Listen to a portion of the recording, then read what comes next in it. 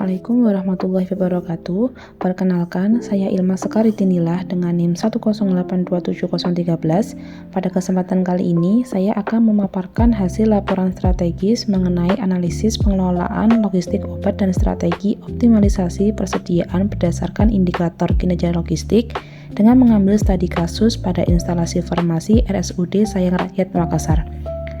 Melalui analisis ini, kita akan melihat bagaimana pengelolaan persediaan obat bukan sekedar urusan administrasi, melainkan pilar penting penentu mutu pelayanan kesehatan.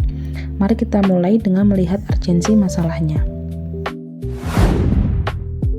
Masuk ke latar belakang, perlu kita sadari bersama bahwa logistik medik merupakan urusan vital pelayanan rumah sakit.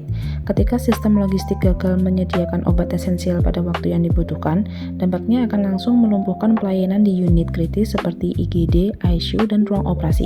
Kondisi ini tentu menjadi ancaman serius bagi keselamatan pasien atau pasien safety. Oleh karena itu, berdasarkan Permenkes nomor 88 tahun 2023, setiap rumah sakit diwajibkan memiliki tata kelola sediaan farmasi yang efektif, efisien, dan bermutu. Tujuannya jelas, yaitu untuk menjamin obat yang tepat selalu tersedia dengan biaya operasional seminimal mungkin. Selanjutnya, berdasarkan observasi di instalasi farmasi RSUD Sayang Rakyat Makassar, ditemukan beberapa kendala efisiensi yang cukup serius. Rumah sakit ini terdokumentasi mengalami stock out atau kekosongan stok pada obat-obat kritis pelayanan harian.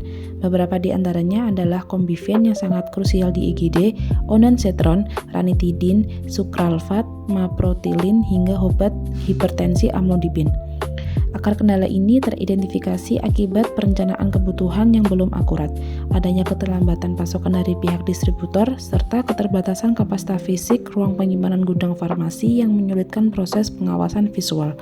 Untuk mengukur seberapa dalam masalah ini, kami mengauditnya menggunakan 4 indikator kinerja utama. Mari kita bedah indikator kinerja yang pertama, yaitu stock out rate. Hasil audit menunjukkan tingkat kekosongan obat di RSUD Sayang Rakyat Makassar mencapai 5%. Angka ini dihitung dari 6 item obat penting yang kosong dari total 120 item contoh persediaan. Padahal standar pelayanan rumah sakit yang ideal menuntut angka stock out sedekat mungkin dengan 0%.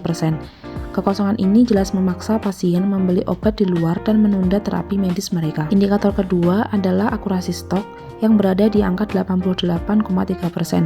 Artinya dari 120 item, ada 14 item obat yang jumlah fisiknya di gudang tidak cocok dengan catatan administrasi di komputer. Ketidaksesuaian ini terjadi karena sistem pencatatan manual yang rentan kesalahan, keterlambatan pembaruan data ke SIM RS, serta jarangnya dilakukan stok opname terjadwal. Selanjutnya, kita beralih ke indikator keuangan dan perputaran barang. Pertama ada Inventory Turnover Ratio atau ITR. Rumah sakit ini hanya sebesar 3 kali dalam setahun. Angka ini sangat jauh di bawah target ideal rumah sakit, yaitu minimal 6 kali perputaran. Apa artinya? Ini menandakan obat mengendap terlalu lama di gudang, modal rumah sakit senilai kurang lebih 1,5 miliar macet dalam tumpukan persediaan, yang pada akhirnya menaikkan biaya pemeliharaan gudang. Dampak langsung dari lambatnya perputaran ini terlihat pada indikator berikutnya, yaitu waste ratio, yang mencapai 3%. Rumah sakit mengalami kerugian real sebesar 45 juta akibat obat rusak dan kadaluarsa. Ini membuktikan bahwa pengawasan masa kadaluarsa dan disiplin sistem first expired first out atau FIFO di gudang masih sangat lemah. Untuk melihat gambaran prioritas, kami menggunakan analisis matriks integrasi APCVEN. Berdasarkan teori, obat kategori AF atau A vital dan AE atau A esensial adalah kelompok obat yang menyerap anggaran terbesar dan paling menentukan hidup mati pasien. Contohnya adalah Combifen sebagai bronkodilator dan ondansetron sebagai antiemetik kritis. Namun, temuan kritis dari analisis ini menunjukkan bahwa obat-obatan yang dominan mengalami stock out justru berasal dari kategori AF dan AE. Hal ini menyingkap fakta bahwa rumah sakit belum sensitif dan belum memiliki skala prioritas tunggal dalam mengendalikan persediaan obat-obatan yang bernilai tinggi serta kritis bagi pasien. Melalui diagram Fishbone 5M, dapat dirangkum bahwa seluruh masalah efisiensi logistik ini saling berkaitan. Yang pertama dari sisi petugas farmasi kurang mendapatkan pelatihan manajemen persediaan modern. Yang Yang kedua, dari sisi metode, rumah sakit sama sekali belum menerapkan batas stok pengaman atau safety stock dan titik pesan kembali otomatis atau reorder point. Yang ketiga, dari sisi mesin, modul logistik pada SIM RS belum dioptimalkan secara real time, sedangkan kendala money dan material dipicu oleh keterlambatan pembayaran tagihan ke pemasok yang membuat distributor mengehar masukan obat, diperparah dengan area gudang yang sempit. Berdasarkan akar masalah tersebut, dapat dirumuskan rekomendasi strategi berbasis matriks prioritas impact versus effort. Langkah pertama yang masuk dalam kategori quick wins atau berdampak tinggi namun usahanya mudah adalah menetapkan kebijakan safety stock khusus untuk obat kategori AF dan AE demi memangkas kekosongan hingga di bawah 1% dalam target 6 bulan.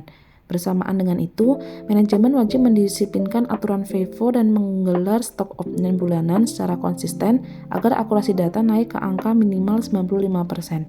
Langkah berikutnya sebagai investasi jangka panjang atau major projects adalah melakukan integrasi menyeluruh dan otomatisasi fitur reorder point pada SIM RS rumah sakit guna mereduksi keterlambatan pesanan hingga 80%.